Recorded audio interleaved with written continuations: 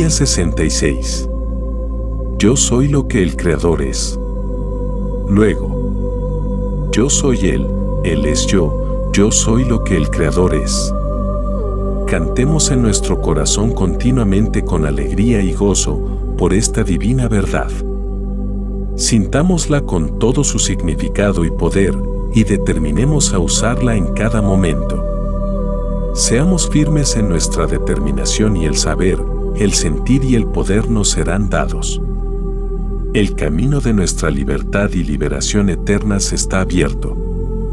Seamos felices y demos gracias, porque finalmente hemos levantado el velo.